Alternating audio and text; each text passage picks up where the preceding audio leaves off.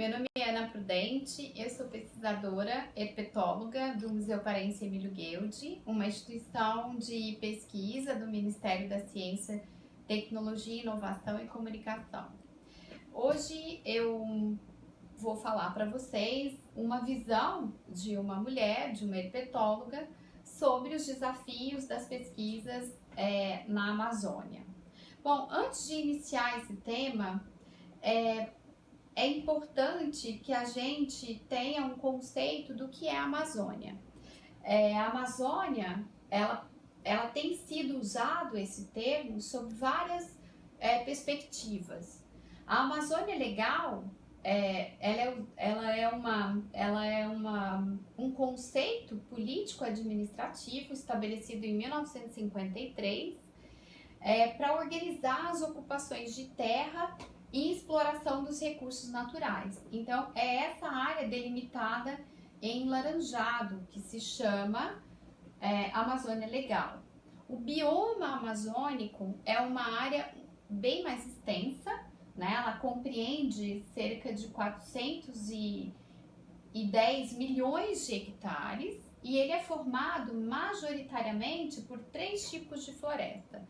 Floresta de terra firme, várzea e igapó. E a gente tem, então, essa área toda em verde, onde, então, denominamos como bioma amazônico.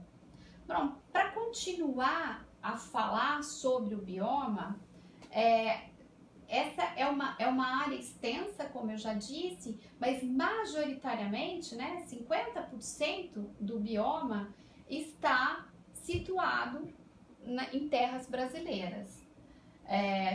Existem porções menores de terra no Peru, fragmentos menores na Colômbia, Venezuela, Equador, Bolívia, Guiana, Suriname e Guiana Francesa.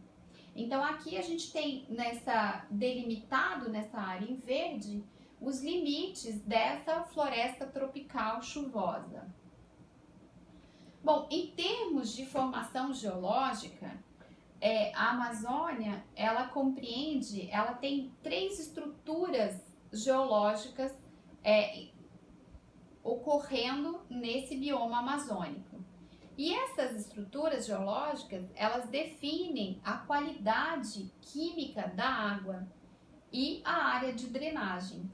Interfere significantemente nas características da vegetação. Então, nós temos aqui em amarelo o escudo das Guianas, é uma formação geológica bastante antiga. O Planalto Central, né, as planícies centrais, da Amazônia, e a parte toda do escudo brasileiro. Então, essas são as 3 formações geológicas que ocorrem no bioma amazônico. Em termos de hidrografia, a Amazônia, existem 2 grandes bacias hidrográficas, né, que ocupam essa área do bioma. A bacia amazônica e o sistema Tocantins-Araguaia. Aqui, como vocês podem observar nessa figura, a bacia amazônica é a mais extensa em termos de bacia que está presente em terras brasileiras. O rio Amazonas é o principal rio dessa bacia hidrográfica. Ele é o mais extenso e o mais caudaloso rio do mundo. Ele nasce na Cordilheira dos Andes, né, no Peru, e se junta ao Oceano Atlântico nas proximidades da ilha de Marajó. Então, mais ou menos nessa região aqui. E ele deságua cerca de 175 milhões de litros por segundo. Uma coisa interessante aqui nesse sistema, nesse hidrográfico da bacia amazônica, é que existem um conjunto de afluentes do rio Amazonas e isso tudo forma uma bacia de drenagem muito grande. Na literatura, nós podemos chamar de margem esquerda, com um conjunto de rios que desaguam no Amazonas, e a margem direita. E essa região entre 2 rios ela é definida região de interflúvio. Nesse mapa, vocês podem ver que, por exemplo, a região de interflúvio entre o Purus e o Madeira é a região definida como Madeira e ele corresponde cerca de 20% das terras, né, da região que compõe essa bacia, a bacia amazônica. Como eu disse, a formação geológica ela interfere na qualidade da água, né? Aqui nós temos rios de água branca, onde a origem dos rios está nas encostas dos Andes. Esses rios são definidos como grande quantidade de material em suspensão e elevada turbidez. O exemplo de rios de água branca é o próprio rio Amazonas. Rios de águas claras, ele tem origem nas encostas dos escudos da Guiana e do Brasil. Ele tem uma grande transparência e muito pouco ou quase nada a ser carreado, por isso a água é muito clara. E como exemplo, a gente tem o rio Tapajós. Aqui nessa figura, vocês podem observar o encontro do Tapajós, esse rio, com o Amazonas, né? Então, aqui as margens da cidade de Santarém. E os rios de água preta, eles têm origem nas encostas e na bacia sedimentar, nos escudos e na bacia sedimentar. E ele tem uma grande quantidade de ácido úmico na forma coloidal. E isso torna a coloração muito escura das águas. E outra característica são baixos níveis de nutriente. Aqui o exemplo é entre o encontro do Rio Negro, de rios de água preta, com o Rio Amazonas, à margem da cidade de Manaus. Bom, em termos de estrutura da vegetação, o bioma amazônico ele tem uma complexidade enorme, né, de ambientes, de fitofisionomias. E esses ambientes, essas fitofisionomias, como eu disse, elas estão relacionadas principalmente, aqui se nós fizermos um corte longitudinal, transversal, nós temos norte e sul, a gente observa diferentes posições da vegetação ao longo, então, da estrutura sedimentar, da estrutura geológica e ao longo da sua proximidade com o rio. E a gente então tem matas de terra firme, onde não tem nenhuma influência de águas, né, das marés, matas de várzea, que tem influência das marés, de acordo com diferente período do dia, e nós temos a mata de igapó, que são matas que ficam constantemente alagadas, que tem uma forte influência das marés. Aqui, para vocês terem uma ideia, em termos de vegetação, de bioma, de fitofisionomias, as florestas de terra firme, elas ocupam de 80% a 90% do território do bioma amazônico. Aqui a gente tem um exemplo de savanas, que são essas regiões abertas, Campina e Campinarana, que são áreas muito semelhantes à vegetação de cerrado. Nós temos os campos de várzea, floresta umbrófila densa e floresta umbrófila aberta. Isso tudo compõe o que nós chamamos de floresta de terra firme.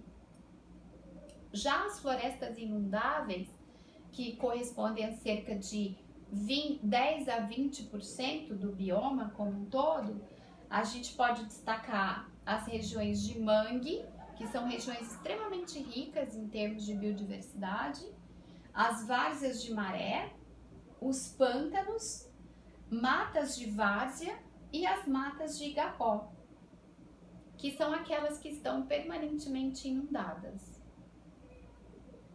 Em termos de clima e precipitação, o bioma amazônico ele é considerado um clima tropical úmido com duas épocas muito bem definidas: a época chuvosa e a época seca, né? A estação chuvosa e a estação seca. E a variação, a amplitude térmica é muito pequena. As temperaturas médias variam de 24 a 26 graus Celsius ao longo do ano, né? Então, o que distingue essas duas estações, esses dois períodos, é a quantidade de chuva.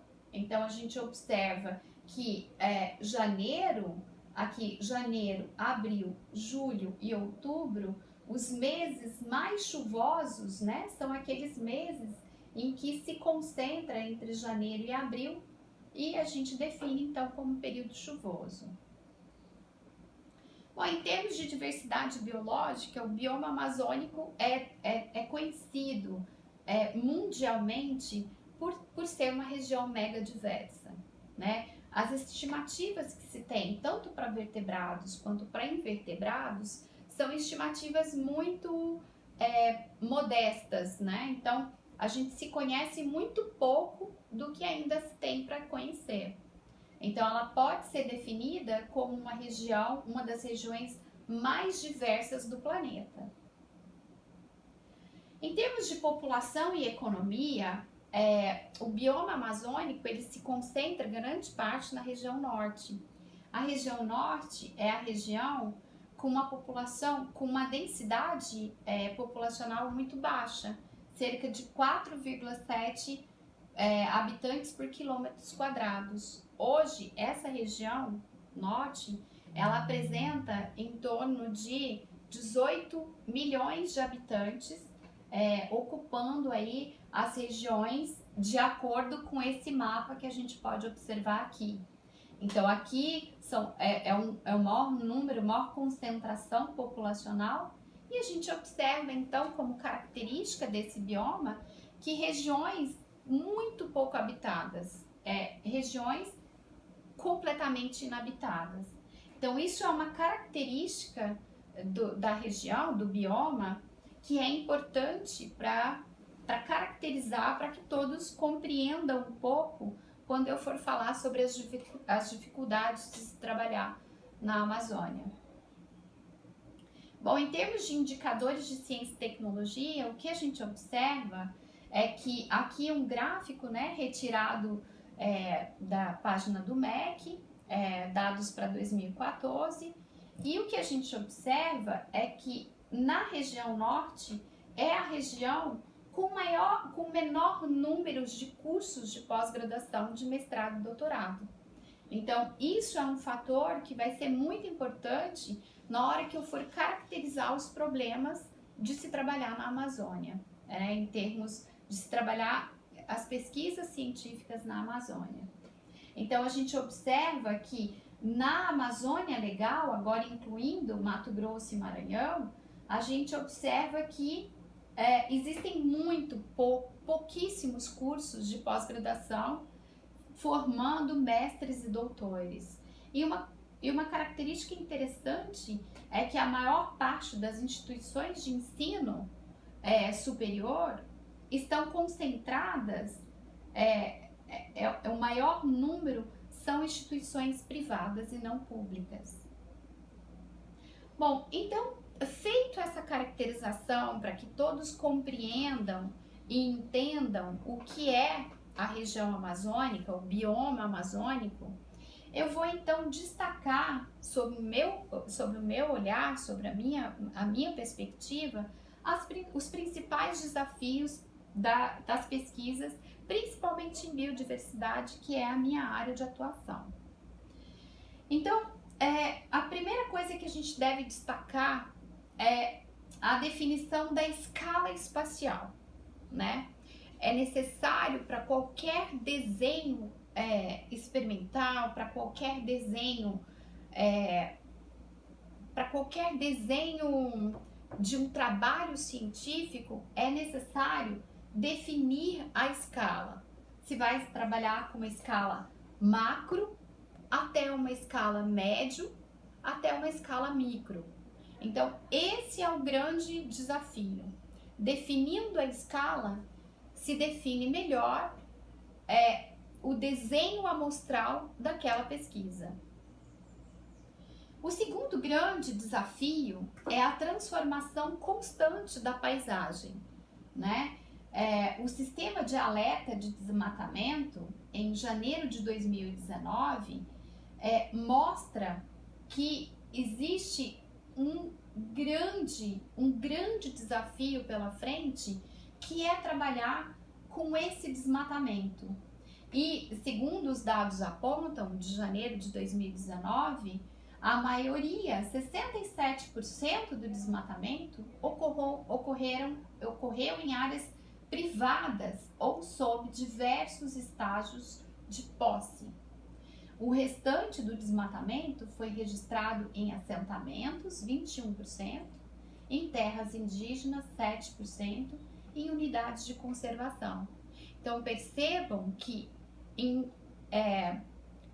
incluindo terras em que se tem a proteção, que são as terras indígenas e terras e unidades de conservação, ainda assim o desmatamento continuou acontecendo, segundo os dados do SAD, que é o Sistema de Alerta de Desmatamento da Amazônia. E, infelizmente, o Pará é o estado que detém o maior número de desmatamento, segundo os dados apresentados pelo Amazon, né? De onde, então, eu retirei esses gráficos todos. Bom, então o que a gente tem é isso, né? É um cenário onde a gente observa a ocupação, a exploração de minérios, né, que é intensa na região amazônica, a extração de madeira, ou de forma muitas vezes ilegal, terras sendo convertidas para pastagens e terras sendo convertidas para surgimento de novas cidades. Então, essa é uma ameaça muito grande e é um desafio muito grande para todos que pretendem trabalhar na Amazônia, com pesquisas na Amazônia. Bom, um outro desafio importante é ter acesso a essas áreas, né? A região norte é a região do país onde se tem a menor malha viária, né? Então, são poucas estradas, e as que tem, a maior parte das vezes, são em condições muito precárias. Outro problema grande, bom, então vocês poderiam fazer uma pergunta: se é uma região que tem uma bacia hidrográfica tão grande, talvez a maior a maior em termos de biomas amazônicos, então por que não se usa então os rios para navegar? Existem várias hidrovias e algumas são utilizadas para escoar a produção de forma geral e são usadas como vias para deslocamento da população e da produção de modo geral. Mas grande parte dessas hidrovias, elas não são utilizadas, porque elas são interrompidas por barragens, né, por empreendimentos que são feitos ao longo desses rios todos que compõem a bacia amazônica. Em termos de transporte aéreo, a região amazônica é a que se tem o menor número de pousos e decolagens da região. Então, qualquer um que queira fazer um deslocamento dessa área tão extensa aqui em verde, vai ter problema com a malha viária, né? A malha aeroviária dessa região. Então, nós temos problemas terrestres, nós temos problemas nos rios e a gente tem problema de acessar essas áreas de forma aérea, né? Então, o que a gente se depara quando se vai trabalhar na Amazônia? Uma dificuldade tremenda. Então, a gente acessa essas áreas de barco, de aviões, né? A gente tem grandes problemas de acessar essas áreas pelas péssimas condições das estradas, principalmente em época chuvosa, né? Em época seca, a gente também tem problema, né? Como vocês podem observar aqui. E a grande parte a gente tem que acessar através de canoas menores, levando todo o equipamento de material de campo. Então, isso realmente é um grande desafio, acessar essas áreas. Quando a gente acessa essas áreas, a gente tem problemas de se deslocar nessas áreas, porque não são áreas que você tem um acesso muito fácil. Algumas vezes você tem que cortar uma árvore que caiu no meio de uma estrada vicinal, né? Outras vezes você tem que levar os baldes que são utilizados para construir as armadilhas, para capturar as serpentes, os lagartos, enfim, para se fazer o levantamento herpetológico, a gente tem que levar de voadeira, né? A gente tem que ajeitar pontes para a gente conseguir passar, né? Então, os desafios são muito grandes. E quando a gente consegue colocar essas armadilhas, né, que são os baldes, as armadilhas de interceptação e queda, a gente tem problema se é perto de uma comunidade com roubos, né? Isso é comum em todos os trabalhos herpetológicos, mas isso tudo são dificuldades que deixam os trabalhos de campos na Amazônia com grandes desafios, né? Tornam isso muito mais desafiador se trabalhar numa região com pouco acesso. Outro desafio muito grande que a gente não pode deixar de falar é a logística de campo, né? Então, superado toda essa barreira, né, de acesso, chegamos na área, a gente então tem que construir uma logística, algumas vezes com pouco conforto, né? Então aqui vocês podem ver que a gente improvisou, né, uma lona, aqui utilizando uma estrutura já que uma escola ou fazendeiros liberam para que a gente possa usar essa estrutura de campo, né, logística. Aqui um pouquinho melhor, né, uma área que fica próxima à estação que o museu desenvolve trabalhos, na Estação Científica Ferreira Pena, um plot do PPB, é um sítio, né, onde a gente tem um projeto, então a gente construiu uma estrutura um pouquinho melhor, que telada, né, que impede então que os animais entrem e ataquem a nossa comida. Aqui uma estrutura um pouco mais rústica, né, onde a gente monta aí nossa comida, separado, a nossa cozinha separado do ambiente em que a gente trabalha, prepara o material, né? Aqui um pouco mais rústico ainda, né? Aqui o nosso chuveiro, né? Então, estruturas em que a gente possa ter, mas tudo isso acaba sendo recompensado por uma vista maravilhosa, né? Quando você sai da barraca, né? Da sua barraquinha, você se dá nessa imensidão de água e floresta. Por outro lado, a gente tem estruturas bem interessantes, estruturas muito boas, quase um hotel 5 estrelas no meio da Amazônia, que é a Estação Científica Ferreira Pena. É uma das bases físicas do museu, é uma estrutura em que vários pesquisadores do museu e do Brasil e do mundo desenvolvem pesquisas lá. Então a gente tem laboratórios bem equipados, com lupas, alojamentos, barco, né? Aqui um outro campo que a gente fez na base no Geólogo Pedro de Moura, que é uma estação da Petrobras. Então a gente tem esse contraste, né, de trabalhar na Amazônia. Estruturas muito complexas que você precisa ter um mínimo de conforto e estruturas assim com uma complexidade maior, onde você tem então um conforto para se trabalhar em termos de campo, né, de material, de trazer o material, de coletar o material no campo.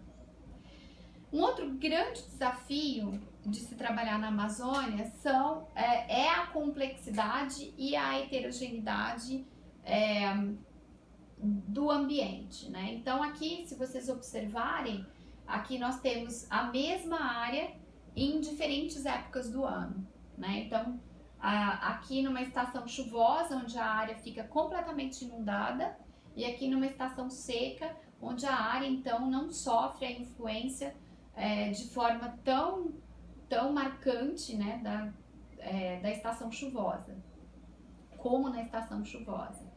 Então, a sazonalidade, a heterogeneidade e a complexidade ambiental é um desafio para se trabalhar na Amazônia.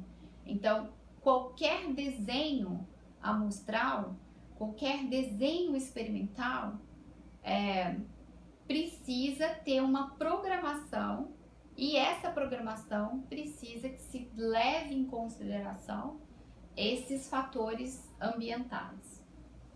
Então, o que a gente tem são áreas, quando em épocas chuvosas, área completamente alagada, e isso alaga balde, né? E áreas quando em épocas muito secas, fica muito seco, né? Então, a gente tem que considerar áreas aqui muito alagado, aqui muito seco, aqui em áreas de canga, né?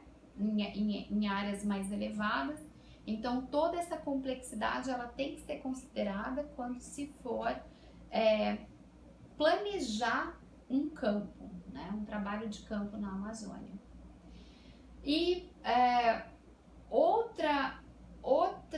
outro desafio enorme que todos nós pesquisadores temos que enfrentar é um orçamento cada vez menor para ciência e tecnologia, né? Então a gente observa que diversos indicadores apontam para que esse orçamento tem diminuído de forma significantemente, né? De forma significativa ao longo dos últimos anos, né? Então aqui a FINEP mostrou então que com os dados até 2017 que o que se investe em termos de ciência e tecnologia tem sido muito pouco no país, e isso é um grande desafio para todos nós. RH qualificado e a fixação regional é outro grande desafio, né? Na região amazônica, como eu disse, é a região que menos tem cursos de mestrado e doutorado formando profissionais qualificados. Se nós observarmos aqui no gráfico, a gente vai ver que a meta nacional ainda não foi atingida, mas que na Amazônia Legal ela está muito abaixo da meta nacional, né? Que tem sido a formação de 25 mil doutores titulados, segundo os dados da CAPES, né? Até 2015. E a gente, na Amazônia Legal, a gente está muito longe de atingir esses indicadores. Principalmente pelo baixo número de cursos, né, disponíveis, e pelo baixo número de alunos de mestrado matriculados. Olha aqui, esse aqui são as estatísticas para a região norte. E essa aqui são as estatísticas em preto da região norte. Então a gente tem um número muito abaixo do ideal. Então isso tem sido um desafio muito grande. Então o que o Museu Guild, que é uma instituição com 153 anos de atuação na Amazônia, o que o museu tem feito para superar esses desafios que eu acabei de enumerar, elencar algum deles para vocês? Bom, um pouquinho da história, né? O museu é o segundo mais antigo museu de ciências do país. Ele é a mais antiga instituição científica da Amazônia. Ele foi fundado como Sociedade Filomática do Pará em 1866 e como Museu de História Natural e Etnográfico em 1894. Em 94, o governador do estado do Pará, o Lauro Sodré, ele contratou o Emílio Guild para então promover a reformulação do antigo Museu Paraense. E desde então, as suas atividades concentraram-se no estudo científico dos sistemas naturais e socioculturais da Amazônia, bem como na divulgação do conhecimento e acervos relacionados à região. Então, o museu hoje é um museu que continua tendo a missão de gerar e comunicar conhecimentos sobre os sistemas naturais. Hoje, ele tem, então, 3 bases físicas: o Parque Zoobotânico, criado em 1895, como eu disse, o campus de pesquisa, que é onde estão todos os seus acervos científicos, criado em 1978, e a Estação Científica Ferreira Pena, que foi aquela que eu disse que tem uma estrutura muito boa para se trabalhar em termos de biodiversidade. Foi criada em 1995. Bom, então, como eu disse, o museu é uma instituição de pesquisa, mas que tem um componente muito forte na comunicação e extensão, né, dessas pesquisas que são realizadas aqui. Então, essa figura retrata bem a interação entre as diversas áreas do conhecimento e de atuação do museu, né, em termos de inovação, pesquisa, educação, comunicação, extensão e as coleções científicas. Bom, então, quais são essas estratégias do Museu Guild frente a esses desafios atuais? Bom, antes de ir adiante, a primeira coisa que qualquer instituição científica deve ter hoje em dia, com os desafios atuais, e que o museu tem de forma muito satisfatória, é a organização. Então, a organização e o planejamento. O museu tem ao longo desses últimos anos, tem intensificado muito no seu planejamento estratégico. E isso é uma forma de agir em tempos de crise, né? Principalmente em termos de crise. Outra forma que o museu tem atuado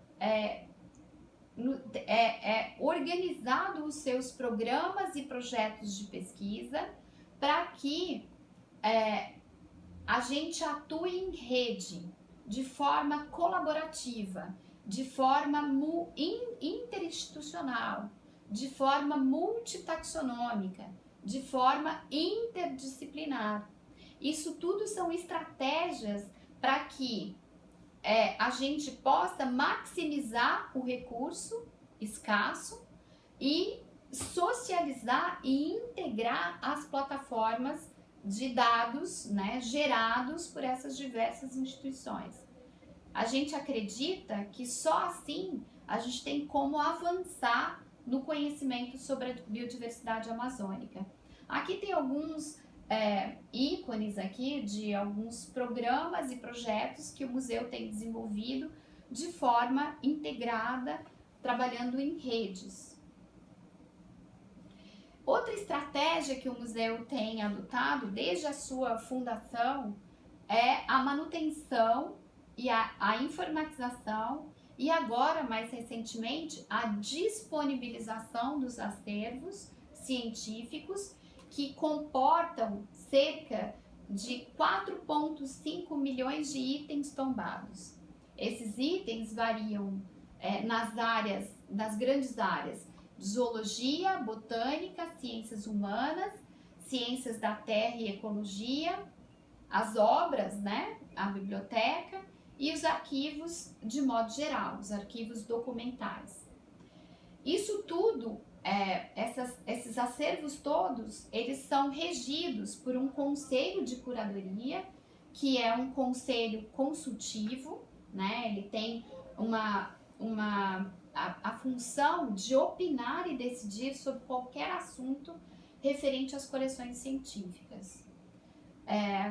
Estrategicamente, o museu tem sido protagonista num projeto de coleções científicas biológicas, onde a principal função é mobilizar um conjunto significativo de pesquisadores e bolsistas para digitalizar os acervos e disponibilizar suas informações em plataformas, né, do governo. Aqui esse projeto, então, está vinculado ao Sistema de Informações sobre a Biodiversidade Brasileira, o conhecido CIBBR, que o museu, então, faz parte dessa empreitada, dessa ação do Ministério. E hoje, a maior parte, ou grande parte dos nossos acervos estão informatizados no sistema Specify, compondo, então, desde plantas superiores, inferiores, fungos, fósseis, vertebrados e invertebrados. E essa plataforma do Specify, com ela é possível gerar de forma mais eficiente os diversos acervos. Então, a gente tem como elaborar mapas de espécies, publicar esses dados no GBIF e no CIBBR. Então, hoje, qualquer pessoa pode acessar as coleções do Museu Guild online, nessas plataformas, né? No portal do museu, no GBIF, no CIBBR. Isso tudo está disponível para a comunidade de modo geral. Isso é um grande avanço, né? E com essa plataforma também é possível gerar etiquetas, gerenciar os empréstimos, enfim, foi um avanço muito importante e uma estratégia extremamente importante que o museu adotou para superar esse desafio desse mundo virtual, né, desse mundo digital. Então, o museu tem sido vanguarda nesse sentido. Bom, em termos de formação de recursos humanos, a estratégia do museu tem sido consolidar os cursos de pós-graduação, em que ele atua já como convênio com outras instituições, mas também criar os seus próprios cursos de pós-graduação. Hoje o museu tem o curso de pós-graduação em Biodiversidade e Evolução, conceito nota 4, na CAPES, e o programa de pós-graduação em Diversidade Sociocultural, que foi recentemente criado, né? Então, isso tudo o museu tem utilizado como estratégia para superar esse desafio de formação de mão de obra qualificada na região amazônica. Também temos um programa muito interessante, que é o Programa de Capacitação Institucional, chamado PCI, que as universidades, que as instituições de pesquisas do MCTIC têm como programa, e ele atua principalmente, como o próprio nome diz, né, ele capacita institucionalmente a instituição, né, trazendo pesquisadores de outras regiões, dando oportunidade para os pesquisadores da casa saírem para se qualificar. Então, é um projeto extremamente importante para o Museu Guild, né, em especial. Principalmente em se tratando de uma instituição em que um dos grandes problemas e desafios tem sido o corpo técnico, né? Ao longo dos anos, o museu tem sofrido com uma redução do corpo técnico em função das aposentadorias, e esse corpo técnico não tem sido renovado da forma com que a gente acredita ser o ideal. Então, esse programa, ele dá suporte de forma muito satisfatória para esse desafio que tem sido a mão de obra qualificada na instituição. Bom, em termos de relação com a sociedade, o museu tem atuado de forma muito intensa com a comunidade do município de Belém, principalmente, né? Mas com a comunidade de modo geral. Aqui é o campus, né? É o parque do museu, é uma área em que a população tem uma interação muito grande com a população, e isso é uma tem sido uma forma muito interessante que o museu tem usado para ter a população ao seu lado, né? Então, quanto os desafios de se trabalhar com recursos muito poucos ou de transmitir o conhecimento para essa população. Então, a atuação do museu tem sido muito intensa com a comunidade local. Então, o Parque Zoobotânico, ele é um local onde as famílias se encontram, as famílias se reúnem, os pais levam os filhos, os netos, os avós levam os netos para passear no Museu Guild, né? Então, essa tem sido uma estratégia muito interessante que o museu tem adotado desde então a sua fundação. Então, de forma semelhante, o museu tem vários programas de difusão da ciência, de comunicação da ciência, né? Então, temos o Clube do Pesquisador Mirim, Meninas com Ciência, oficinas para a terceira idade, oficinas em Cachoanã. Então, essa também tem sido uma estratégia do museu para atuar na comunicação e difusão da ciência. Bom, em termos de divulgação científica, o museu tem um portfólio muito grande de obras muito interessantes. O museu é conhecido por ter obras muito bem elaboradas, muito bem aceitas pela comunidade de forma geral, comunidade científica. E nós temos então os boletins de ciências humanas e o boletim de ciências naturais, onde é possível divulgar ciência de forma geral, né? Bom, agora para terminar a minha fala, eu peço licença para vocês para relatar os meus 19 anos de experiência de pesquisa na Amazônia.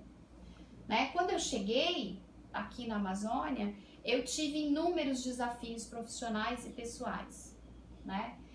Eu tive que aprender sobre a Amazônia, né? Então eu não tinha nenhuma ideia, né? Eu sou goiana, nasci em Tumbiara, em Goiás, e me formei em Minas. Então toda a minha formação foi para a região sudeste, né? Centro-oeste. Então eu tive que aprender, né? Me adaptar a uma nova vida, porque não tem como hoje a gente falar de um pesquisador e um profissional e um pessoal separado, né?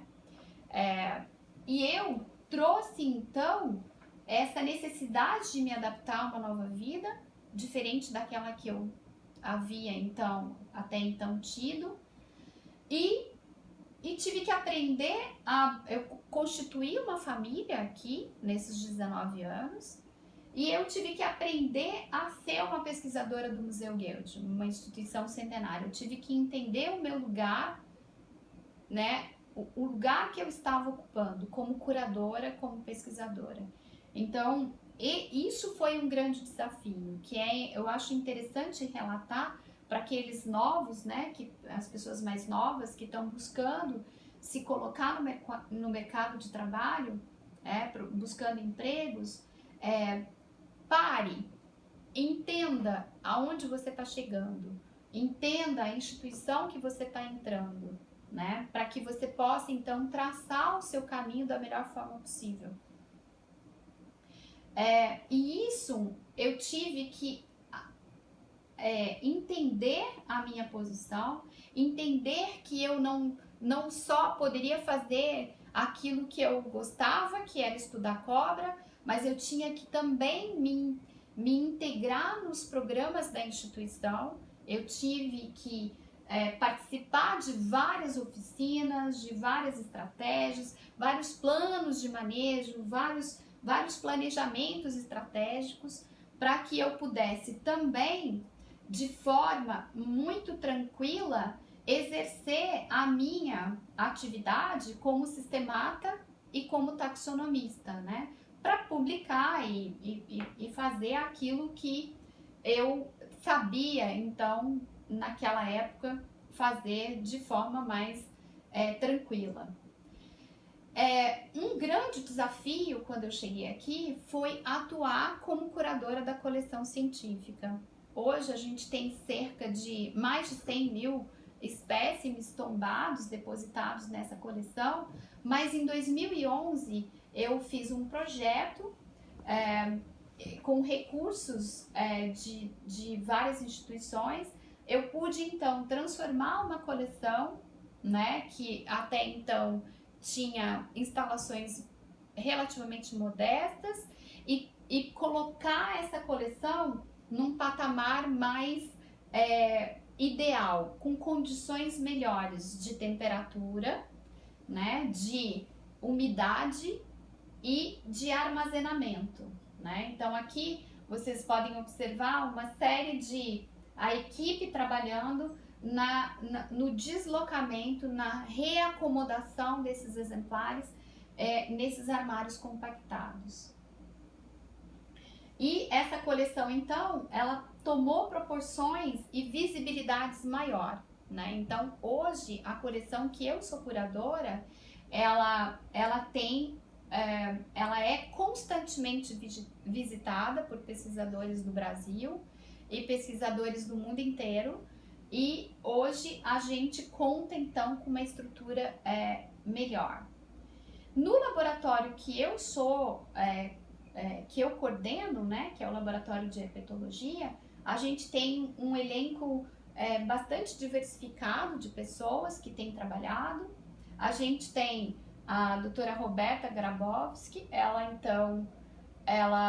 é pós-doc, né, do programa PCI, assim como o doutor Adriano Maciel, pós-doc também do programa PCI. Temos o colaborador, o Ricardo Fuentes, ele é pesquisador associado do meu laboratório, é professor na Universidade Federal do Pará. Temos alunos de doutorado, a Paula, a Marina, a Fernanda, que trabalham com serpentes, a Manuela, que é do mestrado. Temos o Alexandre, o Lilt e o Alexandre, que são alunos de doutorado, e o Caio, que trabalha com mestrado, e temos a Jéssica, que recentemente integrou o grupo, que trabalha com tartarugas, porque uma das minhas áreas de atuação é a morfometria geométrica, né? Então, esse grupo é o grupo atual que compõe o meu laboratório. Mas eu tive a oportunidade de conviver com muitas pessoas de várias regiões do Brasil, e eu tive a honra de conviver e formar, até hoje na minha vida profissional, 21 mestres, 7 doutores, 17 alunos de PIBIC e 7 alunos de PCI, em nível de pós-doutoramento, né? Então o laboratório é um laboratório sempre muito cheio, sempre cabe mais um. Bom, e isso eu não pude desvincular minha vida profissional à minha vida pessoal. Então, um dos grandes desafios da minha vida foi encarar a jornada da maternidade. Eu sou mãe de 2 filhos e quando eu entrei no museu, né, eu pude, então, em 2000, né, aqui relatando a minha fase quando eu entrei no museu, eu pude conviver com uma série de pessoas, mas antes disso, né, eu me formei em Uberlândia e tive a professora Vera como orientadora, minha primeira orientadora. Aqui no meu período de mestrado, aliás, aqui de mestrado com o professor Thales, eu fiz mestrado em Porto Alegre. Aqui o meu período de doutoramento também eu fiz na Universidade Federal do Paraná, em Curitiba. Então, ao longo da minha vida profissional, eu tive o contato com várias instituições e várias pessoas, e eu tenho um reconhecimento enorme e uma gratidão enorme por todas elas, né? Aqui, durante o meu pós-doutoramento na Universidade Estadual de São Paulo, a USP, E ao longo da minha vida eu pude colaborar com várias pessoas. Mas, como eu disse, não tem como desvincular a vida profissional da vida pessoal. Então, eu tenho um reconhecimento enorme à minha família e uma gratidão imensa à minha família, principalmente um dos grandes incentivadores da minha vida profissional foi meu pai, já falecido, e que todos os dias eu agradeço pela educação que eles me deram, né? E a oportunidade que eu tive e tenho de trabalhar numa instituição centenária de pesquisa e atuar na Amazônia. Então, eu agradeço a todos que acessaram e viram a palestra e agora, então, eu estou à disposição para responder as perguntas online. Obrigada, até!